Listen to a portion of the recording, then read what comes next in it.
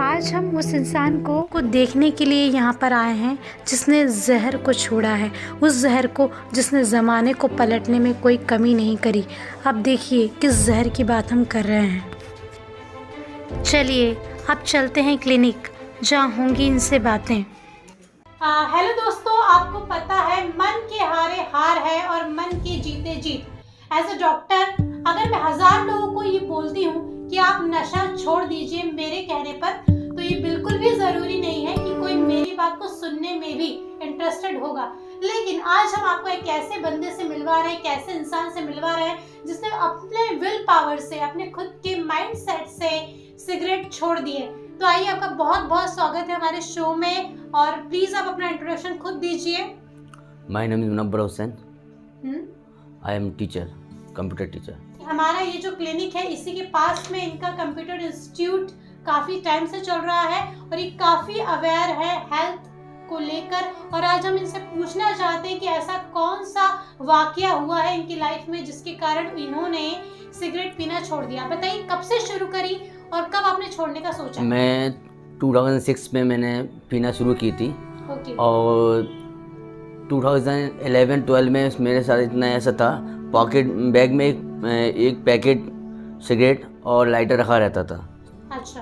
और 2015 में मुझे अच्छा नहीं लगा, क्योंकि मैं टीचिंग शुरू की थी उस टाइम और मुझे अच्छा महसूस नहीं हुआ, क्योंकि मैं जाता था पी के आता था और बच्चों को सर स्मेल आ रही है सब ऐसा, तो मुझे अच्छा नहीं लगा, महसूस नहीं हुआ। और फिर मैंने ठाना कि मुझे छोड़ना है और फिर मैंने छोड़ दिया। ओके, दैट मीन्स कि आपको गिल्ट फील हुआ क्योंकि आप एक शिक्षक बने, और जब आप शिक्षक बने और बच्चों ने आपको टोका कि आपकी स्मेल आ रही है सिगरेट की, तो अंदर से गिल्ट आपको फील हुआ। और यही गिल्ट हमारी हैबिट को चेंज करने में एक मेन रोल अदा करता है। लेकिन सबसे बड़ी बात यह है, सबसे दुख की बात यही है कि आजकल लोगों को गिल्ट फील नहीं होता है। तो आपकी क्या राय है उन लोगों के लिए जिन्हें रत्ती भर भी गिल्ट फील नहीं होता, जिन्हें ये बिल्कुल भी नहीं लगता है कि cigarette is a social disease, हमें सिगरेट की हैबिट नहीं होनी चाहिए? काफ़ी चीज़ें बेकार होती हैं सिगरेट पीने से। हेल्थ तो होती ही होती है, साथ में एटमॉस्फेयर भी ख़राब होता है। और जैसे अपन कहीं पी रहे हैं तो अपन को नुकसान है ही, साथ ही आसपास जो रह रहे हैं और उसमें साथ में बच्चों को ज़्यादा नुकसान होता है जी उसके धुएं से। देखिए, मैं आप लोगों को बता दूं कि मेरा कोई भी रोल नहीं है इनकी सिगरेट को छुड़वाने में।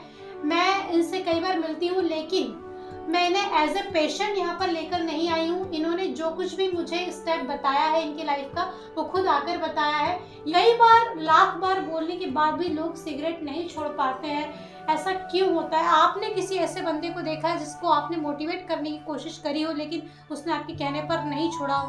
आपको मिले होंगे ऐसे लोग? मिले, मैं कहा, मैं उन्होंने नहीं सुना। ठीक है भाई, तुम्हारी हेल्थ है। आज मैं उसके अपना गुटखा तम्बाकू के लिए ज़रूर बोला है, कई लोगों को बोला। मैं शाम को इवनिंग में जिम जाता हूँ, तो वहाँ जिम में भी मैंने कई लोगों को देखा है, तो टोका है। तो कुछ लोगों ने छोड़ा, कुछ लोगों ने नहीं छोड़ा। कुछ लोगों ने छोड़ा है आपके कहने पर, और कुछ लोगों ने नहीं छोड़ा है। मतलब मन के हारे हार है और मन के जीते जीत। और जो मन से हार चुके हैं उन्हें कहीं ना कहीं एक दिन भुगतना पड़ सकता है, इसलिए जल्द से जल्द छोड़िए। जिस व्यक्ति को गिल्ट फील होता है, जिस व्यक्ति को अपराध बोध होता है, उस तरह का इंसान डिप्रेशन में भी जा सकता है। लेकिन उनको डिप्रेशन से बचाने के लिए हम लोग ये बोल सकते हैं कि अपनी गलती को, अपने अपराध को स्वीकार करके उसकी सज़ा का भुगतान करना ज़रूरी है। और सज़ा का भुगतान करते वक्त आपके माइंड में एक सेटिस्फैक्शन होना चाहिए, तभी जस्टिस भी मिलेगा। अगर कोई व्यक्ति, अगर कोई भी पर्सन नशे में धुत होकर या फिर नशे में आकर अपशब्दों का इस्तेमाल करता है, अब्यूज़ वर्ड यूज़ करता है, किसी को भी मारने के लिए उठ खड़ा होता है, वायलेंस क्रिएट करता है, तो इस तरह की आपराधिक प्रवृत्तियों के लिए गिल्ट शब्द का इस्तेमाल किया जा सकता है। लेकिन उन तमाम लोगों की आज हम बात कर रहे हैं। अभी थोड़ी देर पहले मैंने जिस पर्सन से आपको मिलवाया है, वो पर्सन एक अच्छा इंसान है और उन्होंने खुद से रियलाइज़ किया कि उन्हें सिगरेट छोड़ देनी चाहिए।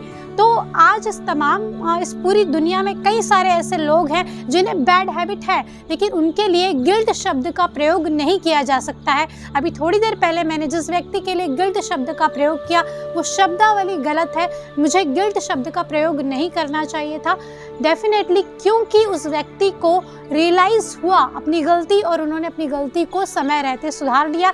इसलिए इस तरह के लोगों के लिए रियलाइजेशन शब्द का ही प्रयोग होना चाहिए।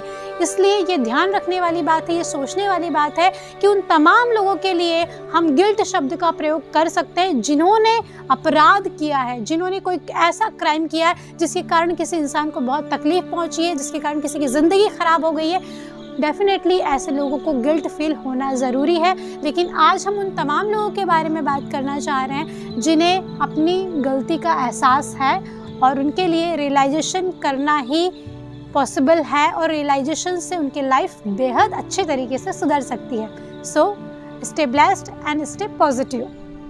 Subscribe and press bell icon.